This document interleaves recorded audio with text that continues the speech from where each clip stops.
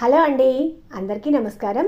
కథా ప్రేమికులందరికీ మన కథలు నచ్చినట్లయితే మన channel Lakshmi Srinivas the story teller తప్పకుండా సబ్స్క్రైబ్ చేసుకుని సపోర్ట్ చేస్తారని ఆశిస్తూ మీ లక్ష్మీ శ్రీనివాస్. ఇక కథలోనికి వెళ్ళిపోదామండి. ఈరోజు కథ సండే మ్యాగజైన్లోనిది. రాసిన వారు యశోదా కైలాష్ పులుగుర్త గారు. కథ పేరు సరైన నిర్ణయం. నా మాటల్లో పూర్తి కథను వినేద్దాం. పాస్పోర్ట్ రెన్యువల్ చేయించుకోవాలని రీజనల్ పాస్పోర్ట్ ఆఫీస్కి వెళ్ళిన వైజయంతి అక్కడ కౌంటర్లో కూర్చొని దరఖాస్తులను పరిశీలిస్తున్న ఒక అమ్మాయి వైపు పరీక్షగా చూసింది. హేమంతి కదూ అనుకుంది 10 సార్లు. తన వంతు వచ్చినప్పుడు ఏదో సందేహం వచ్చి ఆ అమ్మాయి తలెత్తి ఏదో ప్రశ్నించబోతూ వైజయంతి ముఖం చూసి అలా ఉండిపోయింది.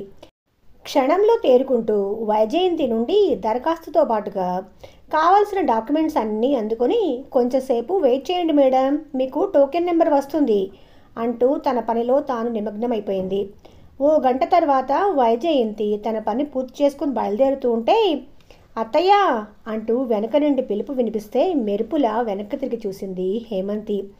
కాఫీ తాగుతూ మాట్లాడుకుందాం, ఒక 10 నిమిషాలు బ్రేక్ తీసుకుని వస్తాను, మిమ్మల్ని ఇబ్బంది పెడుతున్నందుకు క్షమించండి అంటూ ఆ కాంపౌండ్లో ఉన్న కాఫీ షాప్కు తీసుకెళ్ళి 2 కాఫీలకి ఆర్డర్ ఇచ్చింది. ఇద్దరు టేబుల్కు ఎదురెదురుగా కూర్చున్నారు. చెప్పండి అత్తయ్య, ఎలా ఉన్నారు? దాదాపు 6 ఏళ్ళు అయిపోయింది కదూ అంటూ దీర్ఘంగా నిట్టూర్చింది హేమంతి. ఈ అమ్మాయిని ఇలా ఇక్కడ తారసపడుతుంది అని తాను ఊహించలేదు. అప్పట్లో ఓ ప్రైవేట్ బ్యాంక్లో పనిచేసే హేమంతి ఇప్పుడు పాస్పోర్ట్ ఆఫీస్లో పనిచేస్తుంది. అంటే జాబ్ మారిందా? యాదృచ్ఛికం అంటే ఇదేనేమో.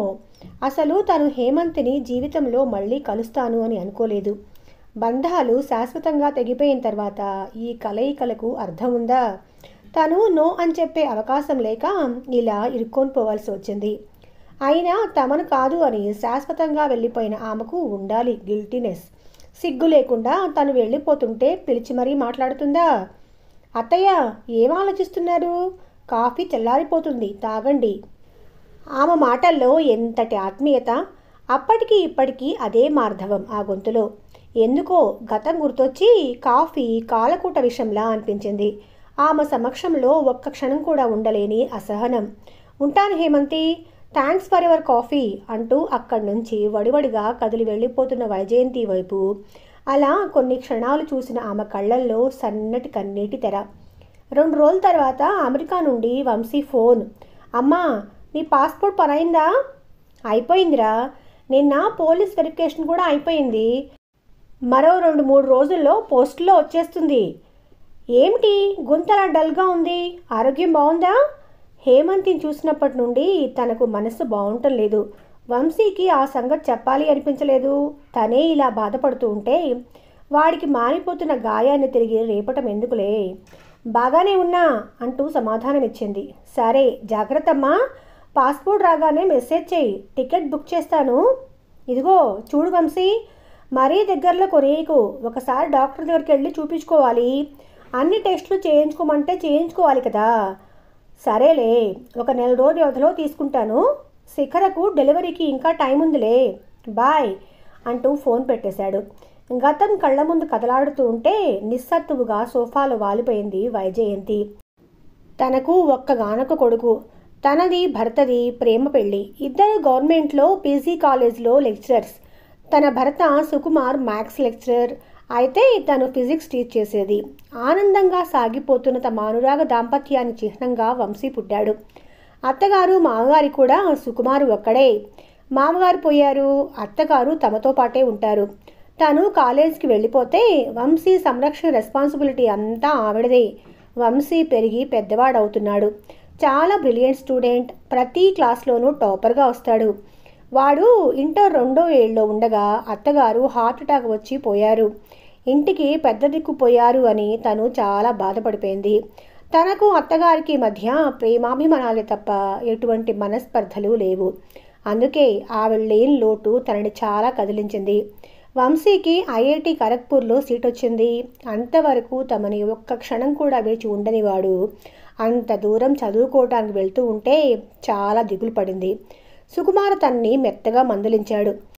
ఒక లెక్చరర్ అయ్యుండి కూడా అలా దిగులు పట్టంలో అర్థం లేదు వైజు అంటూ. వాడు 3వ ఏళ్ళలో ఉండగా ఒకరోజు సుకుమార్ తీవ్రమైన తలనొప్పితో వాంతి చేసుకుంటూ కాలేజీలో స్పృహ తప్పి పడిపోయాడు. ఆగ మేఘాల మీద హాస్పిటల్కి తీసుకువెళ్లారు. కానీ అప్పటికే అతని ప్రాణాలు అనంత వాయువుల్లో కలిసిపోయాయి. బ్రెయిన్ హ్యామరేజ్తో చనిపోయినట్లుగా డాక్టర్లు నిర్ధారించారు. వైజయంతి లోకమే చీకటైపోయినట్లుగా ఏడుస్తూ సొమ్మసిల్లిపోయింది. ఆ రోజు ఉదయం ఇద్దరూ కలిసి టిఫిన్ చేస్తూ ఉన్నప్పుడు సుకుమార్ తనను జోకులతో నవ్వించాడు. ఎప్పుడూ ఆరోగ్యంగా నవ్వుతూ కనిపించే తన భర్త ఇంక తనకు కనపడడు అన్న వేదనతో అల్లాడిపోయింది. వంశీ కూడా డీలా పడిపోయాడు. వంశీ కోసం తను ధైర్యం తెచ్చుకుని జీవనం సాగించేది. ఖరగ్పూర్లో చదువు పూర్తి చేసిన తర్వాత పై చదువులకు యుఎస్ వెళ్తావా అంటే, లేదు, ఇక్కడే ఐఐఎంలో చదువుతాను అన్నాడు. కలకత్తాలో సీట్ వచ్చింది. అక్కడ చదువు పూర్తి కాగానే హైదరాబాద్లో ఓ పెద్ద సంస్థలో మంచి ఉద్యోగం దొరికింది. వాడు ఉన్నతిని ఎదుగుదలను చూసి మురిసిపోవటానికి తన భర్త లేడు కదా అని దుఃఖించేది. కాలాన్ని నియంత్రించే శక్తి ఎవరికీ లేదు. ఆఫీస్ పని మీద అనేక దేశాలు వెళ్ళి వస్తున్నాడు వంశీ. ఉద్యోగం వచ్చి అప్పుడే 5 ఏళ్ళు అయిపోయింది. వాడికి పెళ్లి చెయ్యాలి అన్న ఆలోచన రాగానే తనే అడిగింది. నీ ఇష్టమమ్మా అనేశాడు. ఎందుకో తన పెళ్లి పైన ఎక్కువగా స్పందించలేదు. మూడిగా ఉంటున్నాడు. వర్క్ టెన్షన్ ఏమో అనుకునేది. ఎవరిదో బంధువుల పెళ్లిలో హేమంతిని చూసింది. చక్కని కనుముక్కు తీరు, సహజమైన నవ్వుతో అందంగా కనిపించింది. తల్లి తండ్రి ఆమె చిన్నతనంలో చనిపోతే బాబాయి పిన్ని హేమంతి బాధ్యతను తీసుకొని పెంచి పెద్ద చేశారు. ఎంకామ్ పాస్ అయ్యి ఒక ప్రైవేట్ బ్యాంక్లో పనిచేస్తుంది. హేమంత్కి తండ్రి ద్వారా సంక్రమించిన ఆస్తిని బాబాయి జాగ్రత్తగా పరిరక్షిస్తున్నాడు. హేమంత్ నచ్చిందా వంశీ అని అడిగితే మౌనంగా తలూపాడు తప్పితే మరేమీ మాట్లాడలేదు. హేమంతి కొత్త కోడలుగా ఆ ఇంట అడుగుపెట్టింది. నిజంగా హేమంత ఋతువు వచ్చిందేమో అన్నట్లుగా ఇంట్లో ఒక్కటే సందడి. అంతవరకు నిశ్శబ్దం రాజ్యమేలుతున్న ఆ ఇంట్లో హేమంతి రాక కొత్త వెలుగులు విరజిమ్మింది. అత్తయ్య, మీరు కూర్చోండి, నేను చేస్తా అంటూ తనని ఒక్క పని కూడా చేయనిచ్చేది కాదు. ఆ అమ్మాయికి అన్ని పనులు వచ్చు. ఎంతో ఆత్మీయంగా ప్రేమగా తనను చూసుకునేది. హేమంతి రాకతో ఆ ఇంటి స్వరూపమే మారిపోయింది. వారి పెళ్ళయి సంవత్సరం పూర్తయింది. అమెరికాలో స్థిరపడిన చెల్లెలు విశాల తనని అమెరికా రమ్మని వీసా అవి ఏర్పాటు చేసింది. 2-3 నెలలు ఉండి వస్తాను అని వంశీకి హేమంత్కి చెప్పి బయలుదేరింది. చెల్లెలి బలవంతం మీద 6 నెలలు ఉండి తిరిగి వచ్చేసింది. వచ్చేసరికి హేమంతి ఇంట్లో లేదు. వంశీ ఇంట్లోనే ఉన్నాడు. కానీ ఇల్లంతా ఏంటో బోసిపోయినట్లుగా ఉంది. తను అడపాదడపా అక్కడి నుండి హేమంతితో మాట్లాడుతూనే ఉంది. తను వస్తాను అని తెలిసి కూడా ఇంట్లో లేదు అంటే వాళ్ళ బాబాయ్ ఇంటికి వెళ్ళిందేమో అన్న అనుమానంతో వంశీని అడిగింది.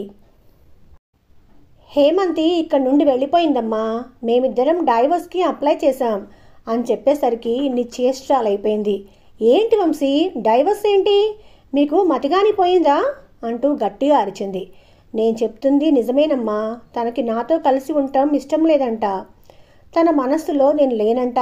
పెళ్లికి ముందే తను వేరే ఎవరినో ప్రేమించాను అని చెప్పింది. డైవర్స్ తీసుకుందామని తనే అంది. 1 వారం క్రితమే ఇక్కడి నుండి వెళ్ళిపోయింది. వంశీ చెప్తుంది వింటుంటే తన మనస్సు మొద్దుబారిపోయింది. అంటే హేమంతి చూపించిన ప్రేమ, ఆత్మీయత అంతా నాటకమా? తనకే ఇంత బాధగా ఉంటే వంశీ ఎంతగా తలడిల్లిపోతున్నాడో. హేమంతిని కావాలని కోడలుగా తెచ్చుకుంది. కానీ తను ఇష్టం లేని పెళ్లి చేసుకొని నటించడం ఎందుకు? ఆమె బాబాయిని కలిసి హేమంతి చేసిన పనికి నిలదీద్దాము అనుకున్న తన ప్రయత్నాన్ని వంశీ ఆపేశాడు. అమ్మా, తనకు ఇష్టం లేనప్పుడు, నన్ను కాదన్నప్పుడు ఈ నిలదీయటాలు అవి అవసరమా? ప్రయోజనం లేనప్పుడు ఈ గొడవలన్నీ ఎందుకమ్మా అంటూ తనను ఆపేశాడు. భర్త దూరమైనప్పుడు ఆ శూన్యతను భరించిన తను ఇప్పుడు హేమంతి వెళ్ళిపోవడంతో ఏర్పడిన శూన్యతను మాత్రం భరించలేకపోతుంది.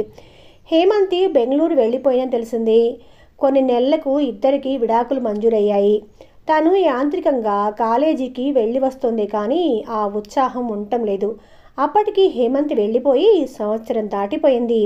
వంశీ ఎలా తట్టుకున్నాడో కానీ మామూలుగానే వర్క్, టూర్లు అంటూ బిజీ అయిపోయాడు. వంశీని అలా వదిలేయటం భావ్యం కాదు అని ఓ రోజు వంశీ దగ్గర 2వ పెళ్లి ప్రస్తావన తీసుకొచ్చింది. నేనే చెప్దామనుకుంటున్నానమ్మా, నేను నా కొలీగ్ ఒక అమ్మాయిని పెళ్లి చేసుకోవాలనుకుంటున్నాను. తనకు కూడా నేనంటే ఇష్టమే అని చెప్పేసరికి తను కాదనలేదు. ఆమె మరాఠీ అమ్మాయని, బాంబేలో పుట్టి పెరిగింది అని చెప్పాడు. పోనీలే, వాడిష్టపడ్డాడనుకుంటాను. సింపుల్గా వాళ్ళిద్దరికీ వివాహం జరిపించింది. హేమంత్కి శిఖరకు సహస్రం తేడా. శిఖరలో అణువణువు అహంకారం, మాటల్లో గర్వం తొణికిసలాడేది. ఆమెలో హేమంత్ని చూసుకుందామని ప్రయత్నించి భంగపడింది. తనతో అస్సలు మాట్లాడేదే కాదు. ఎప్పుడైనా మరీ అవసరమంటే ఒకటి అర అంతే. ఏదో ఓ గెస్ట్ హౌస్లో ఉంటున్నట్లుగా ప్రవర్తించే తప్పితే ఇది నా ఇల్లు, ఈ ఇంట్లోని వ్యక్తులు నా వాళ్ళు అనే భావం ఉండేది కాదు. పోనీలే, ఆమె తనతో ఎలా ప్రవర్తించినా పర్వాలేదు, వంశీతో బాగుంటే చాలు అని కోరుకుంది.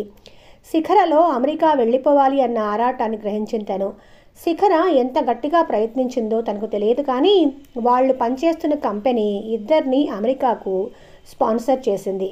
కొద్ది కాలం ఉండి వస్తామమ్మా అంటూ వంశీ తనకు నచ్చచెప్పాడు. కొద్ది కాలం అన్నవాళ్ళు అలా అక్కడే ఉండిపోయారు. వాళ్ళు వెళ్ళి దాదాపు 5 ఏళ్ళు పూర్తయిపోయాయి.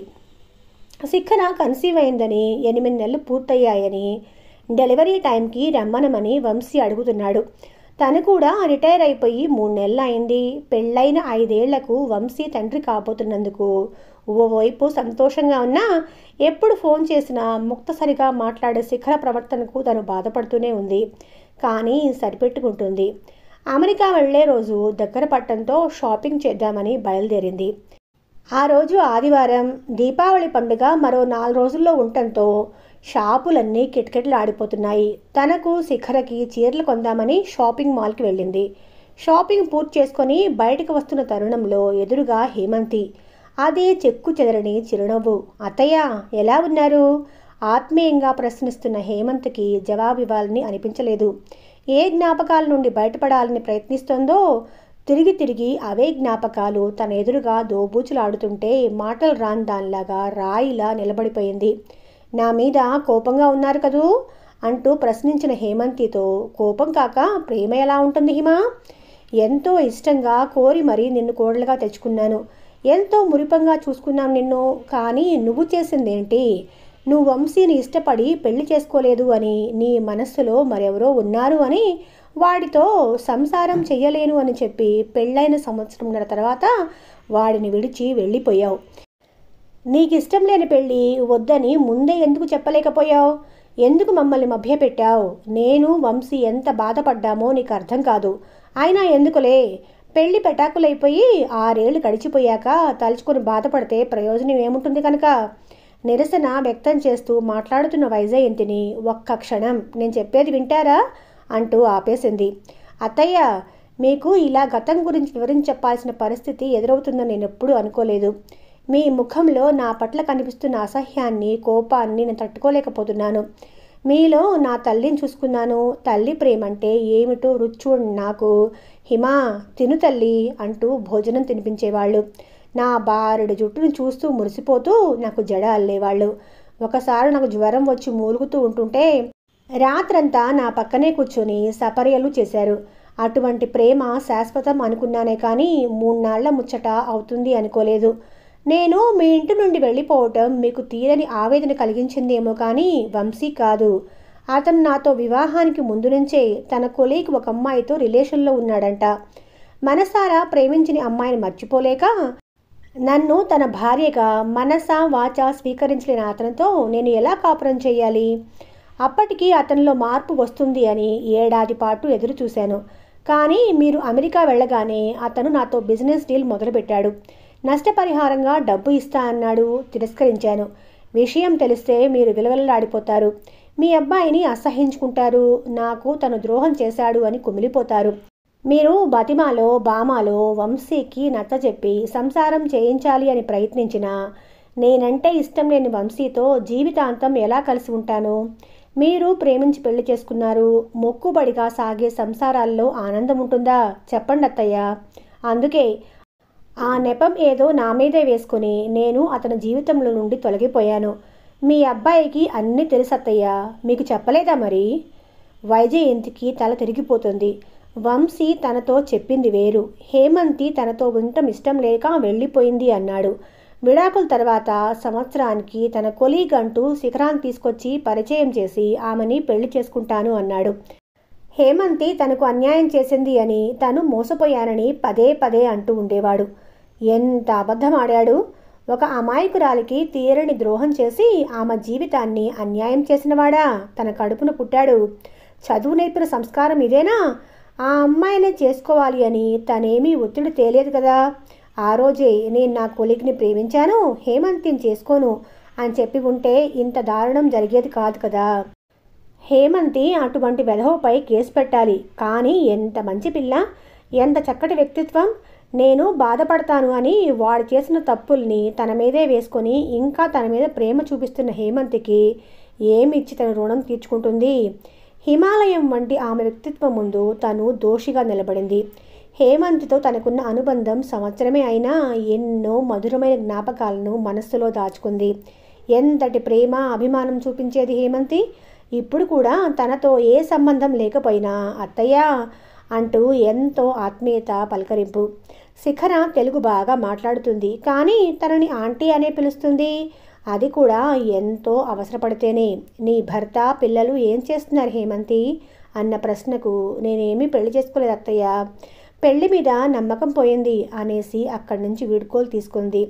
వైజయంతి ఏదో దృఢ నిశ్చయానికి వచ్చింది. ఆ ఆలోచన రావటంతో మనస్సు తేలికైంది. అమ్మా, రేపే నీ ప్రయాణం. అన్నీ సర్దేసుకున్నావా? పాస్పోర్ట్, వీసా జాగ్రత్తగా నీ హ్యాండ్ బ్యాగ్లో పెట్టుకో. ఎప్పటికప్పుడు మెసేజ్ చేస్తూ ఉండు. వంశీ, నేను యుఎస్ రావటం లేదు. ఇప్పుడే కాదు, మరెప్పుడూ రాను. నాకు నీకు ఇంకా ఏ సంబంధం లేదు. అదేంటమ్మా, జోకా? కాదు, నిజం. హేమంతి గుర్తుందా? ఒకప్పటి నీ భార్య. ఇన్నేళ్ల తర్వాత కనపడింది. అసలు విషయం తెలిసింది. నువ్వు ఇలాంటి నీచుడువని ఇప్పటిదాకా తెలియదు. ఉంటాను, బాయ్ అంటూ ఫోన్ పెట్టేసింది. తన పాస్పోర్ట్, వీసా అన్నింటిని చింపి అవతల పారేసింది. హేమంతి జీవితానికి ఒక అందమైన బాట ఏర్పరిచి ఆమెకు తగిన న్యాయం చేకూర్చే వరకు తనతోనే కలిసి ఉండాలి అని నిర్ణయించుకుంది. కోడలిగా దూరమైన బంగారు తల్లిని కూతురుగా ఇంటికి తెచ్చుకోవాలి అని హేమంతి పనిచేసే పాస్పోర్ట్ ఆఫీస్కి ఆ క్షణమే బయలుదేరింది వైజయంతి. సరైన నిర్ణయమే కదండి. చాలా బాగుంది కథ. మీరు విన్నాక మీ అభిప్రాయం కమెంట్ సెక్షన్లో షేర్ చేసుకోండి. మళ్ళీ కలుసుకుందాం.